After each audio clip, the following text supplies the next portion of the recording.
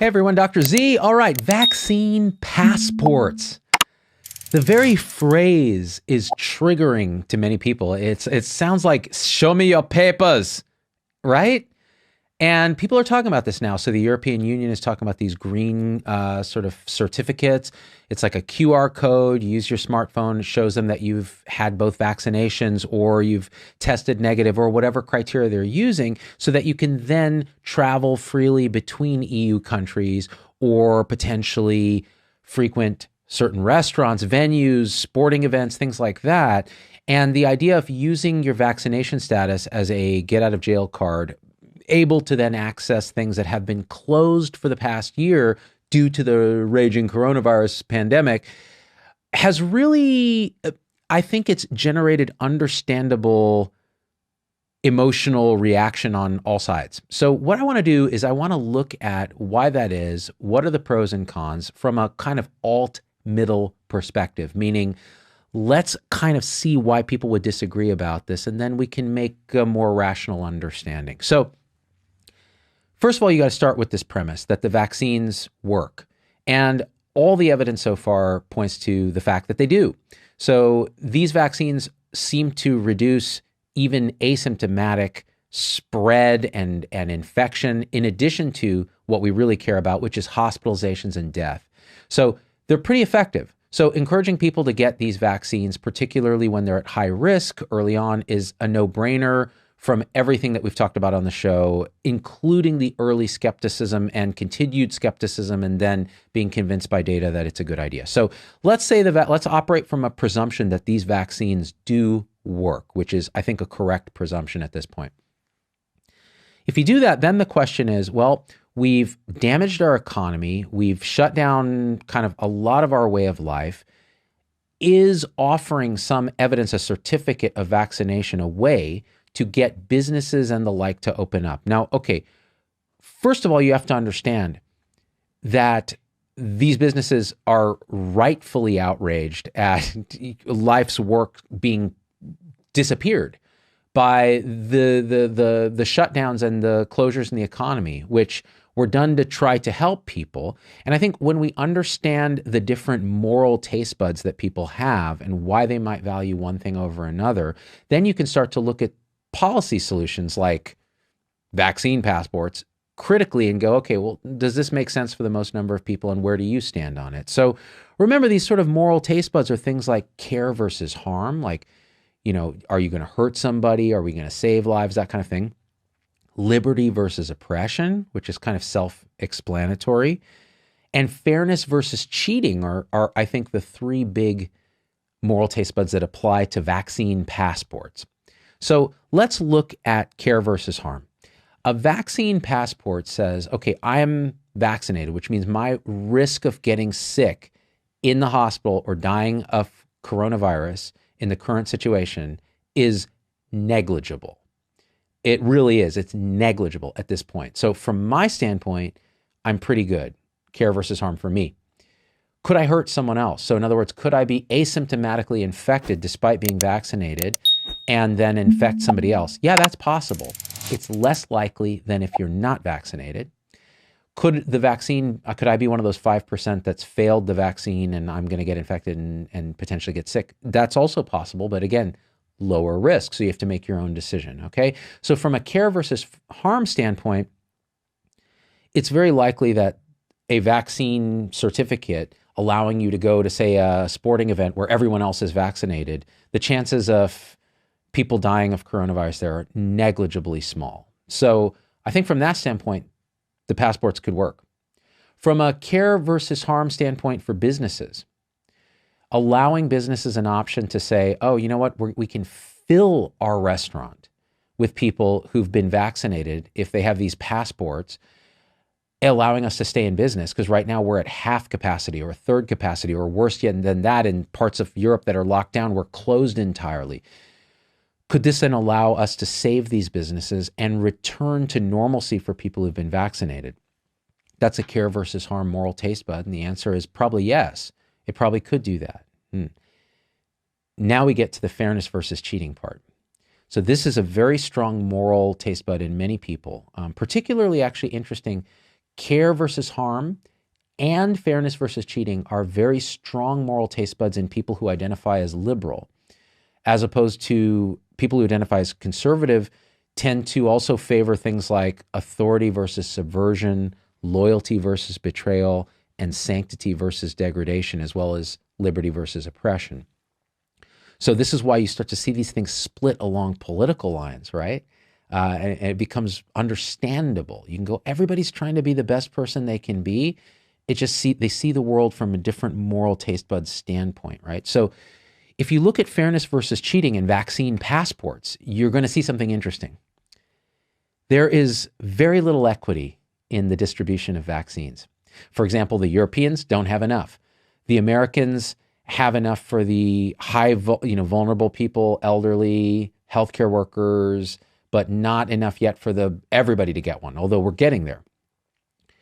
And it turns out that minority groups who are at highest risk of dying and getting sick of COVID actually have the most vaccine hesitancy and are less likely to get the vaccine. So you can already start to see that there's not a fair distribution.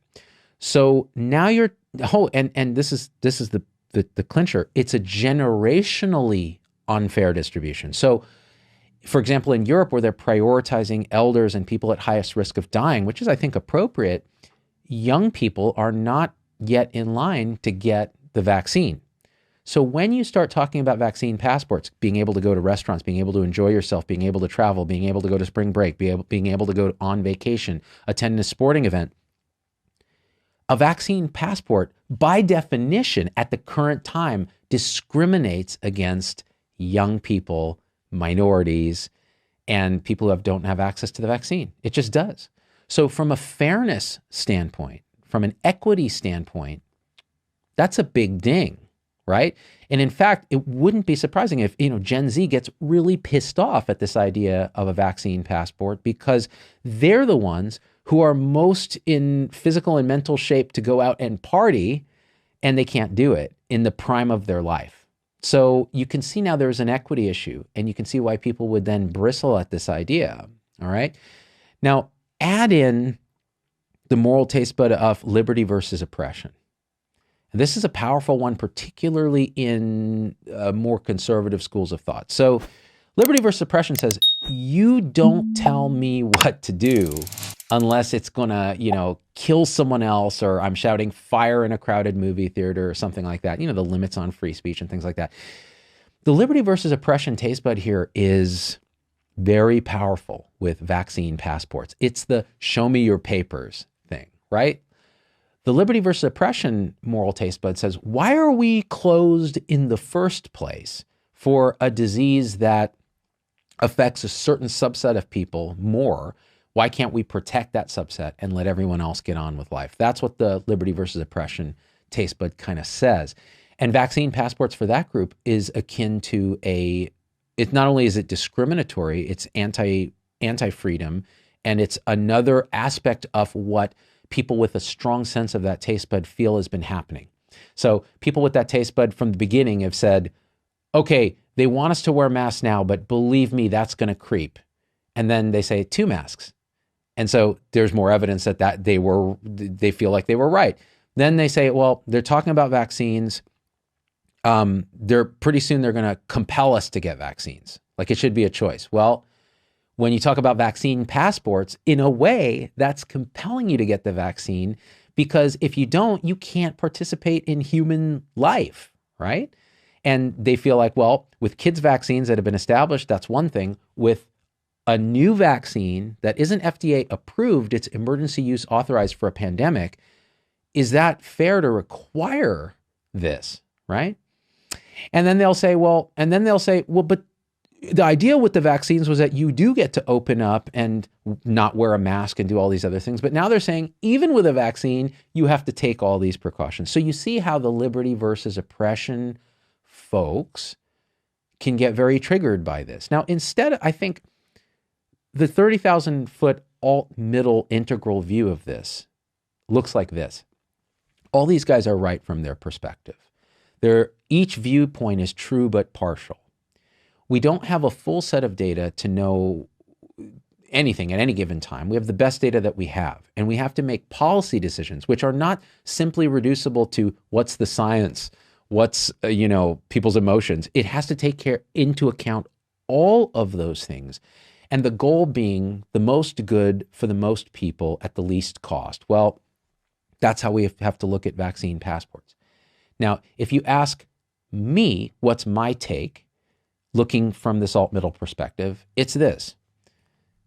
I think the question of vaccine passports is not even the right question we should be asking. We shouldn't be spending a lot of energy trying to figure out what's the most secure, non-forgeable, fairness versus cheating vaccine passport that we can use for people who both have smartphones and people who don't, and solving the equity problem and the other issues. How about this? Every single drop of our energy moving forward should be going into getting vaccines into as many willing people as possible, educating people on how these vaccines work and why you really ought to get them, and letting them make decisions and getting them the vaccines. If we do that, we get to herd immunity, or something that looks like herd immunity effectively, dropping hospitalizations, dropping deaths. Cases may still be up there because young people are now getting more infected, again, because the vaccine went to the highest risk people, so that hopefully they're not going to die, and we're going to see what they say.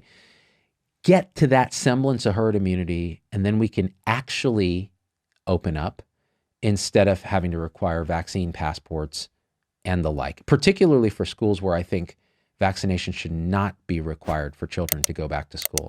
And I've talked about that before. Does that make kind of some sense? So my hope is you'll share this video with people who both agree and disagree with you in a compassionate way, so people can then understand the issues and make their own decisions instead of the knee-jerk hatred that social media and our current polarized situation seems to encourage. If we can all think with a little more alt-middle perspective, it would be better. Now, I'm probably missing some stuff. I'm not an expert in all these things, so come at me in the comments and tell me where I'm wrong in a thoughtful and constructive way, if you can. If you can't, that's fine. I'll just block you on Facebook because it's fun to do that. It's just block. It just gives you a little rush of dopamine. I love you guys, and we're out. Peace.